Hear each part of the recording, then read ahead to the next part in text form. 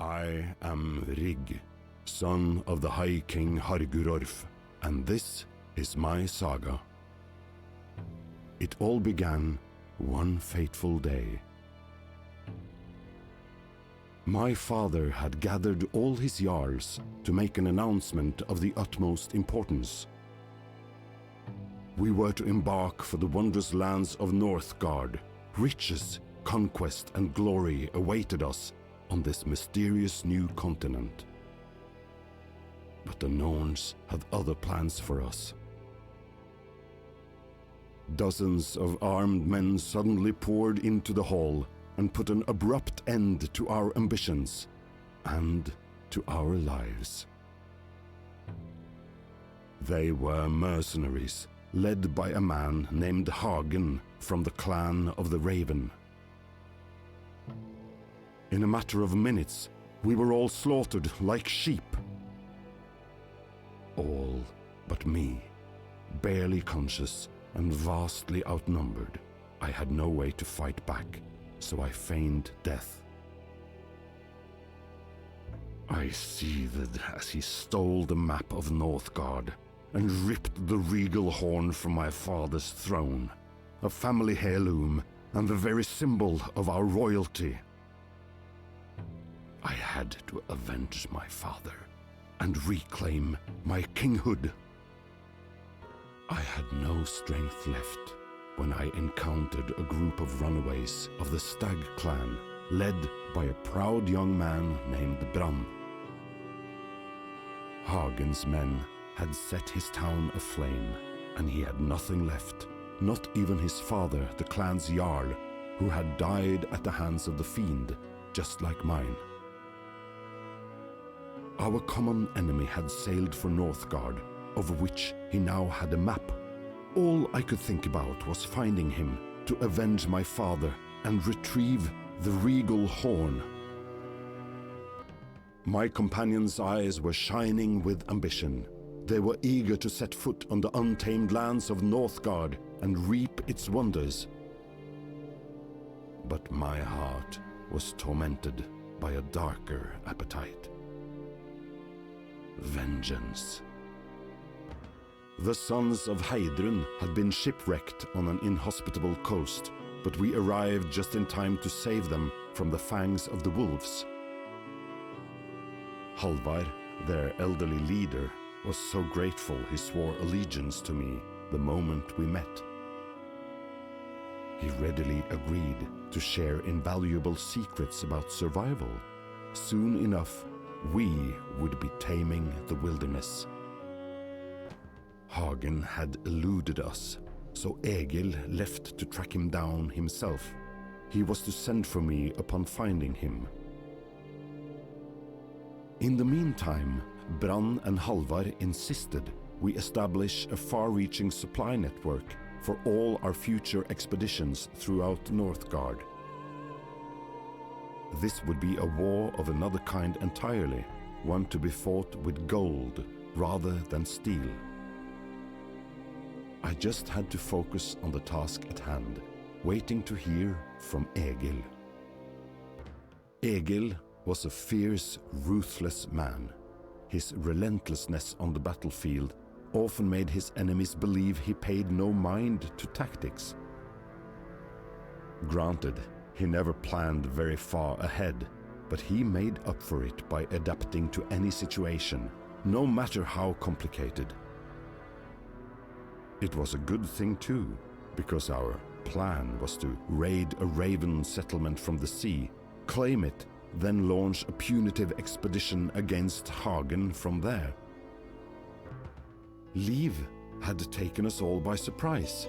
Despite our eventful history, I decided to give her a chance to redeem herself.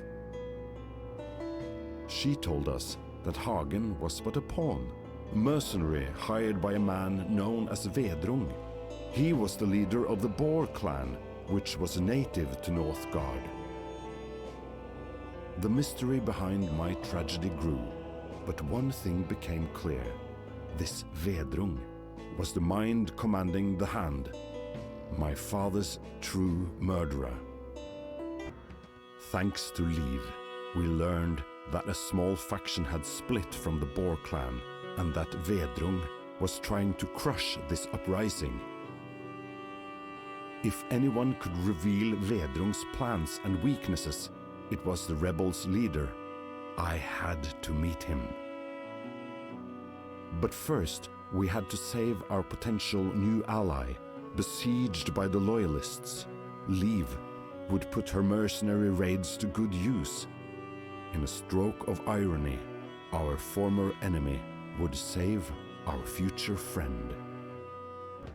With a serene face betraying no inner turmoil, Svarn, the rebel boar leader, detailed Vedrung's plan, although I could feel something boiling deep within him. The tyrant intended to destroy Bifrost, the legendary bridge to Asgard, for reasons unknown. But this would bring about Ragnarok, the end of the gods and of our time. Svarn's rebellion existed solely to prevent this. Bifrost lay hidden somewhere deep within Northgard.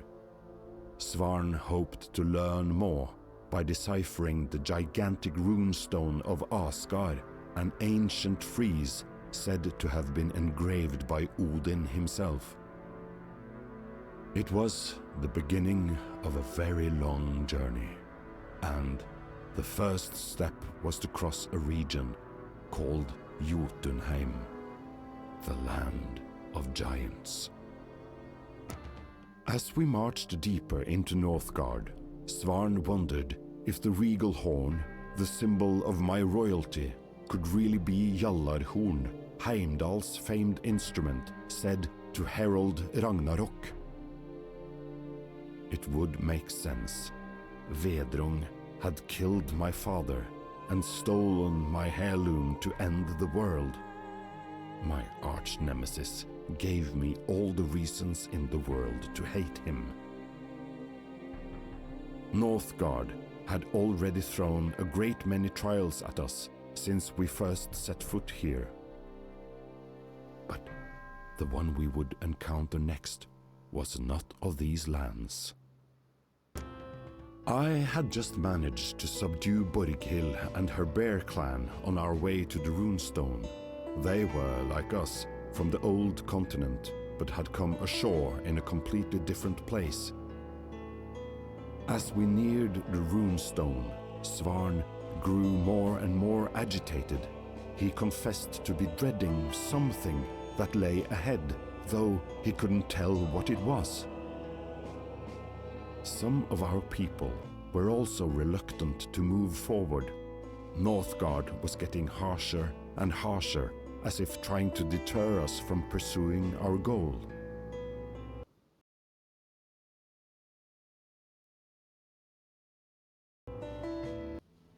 We had finally reached the runestone of Asgard. Whoever Vedrung was, his actions seemed to be foretold by the old scriptures etched in the stone.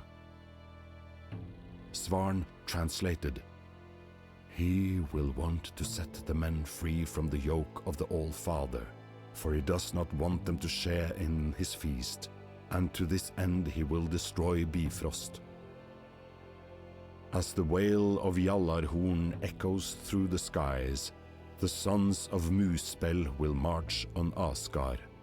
Thus the gods shall meet their fate, and the age of men shall begin, Svarn concluded thoughtfully. There was no map to Bifrost on the runestone, but one stanza read that it was beyond Bergelmir's throat.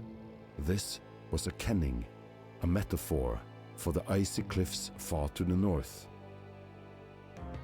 As we neared Bergelmir's throat, we were greeted by an eternal winter. Borghild called it Fimbulvinter, and that alone was one of our mightiest foes yet. But as the Norns would have it, something much deadlier than cold and starvation was lurking in the freezing mist. At last, we were reaching our goal. The land where Bifrost had been concealed for eons was peaceful, heavenly even.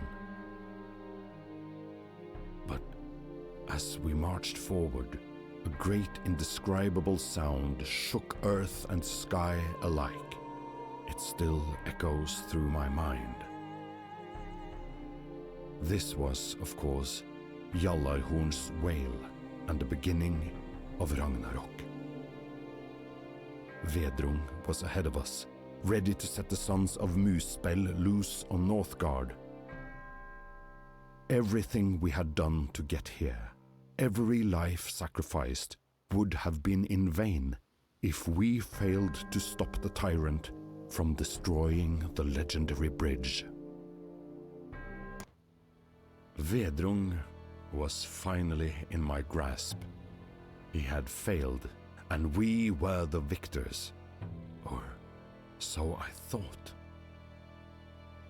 Just as I was about to end his miserable life, Vedrung smiled peacefully, betraying no hint of regret or bitterness. "You are victorious, High King," he said, "but you still arrived too late. Bifrost may still stand, yet the world tree has been shaken to its roots. You think you prevented Ragnarok. I say we are in the midst of it." He went on. "My work here is done. The men may not yet be free from Odin's yoke, but they now know that defiance is an option. This is the dawn of a new era. Do what you will with me, spare me or kill me. It matters not." Why those words pierced my soul, I shall never know. I suddenly lost all will to kill him, realizing how futile it would be. It would never bring my father back, and he was right. Ragnarok was happening. Or rather, it is happening. This is a new era indeed. Our story is not over. It is only beginning. Northgard needs to heal, and we will be here to tend to its wounds.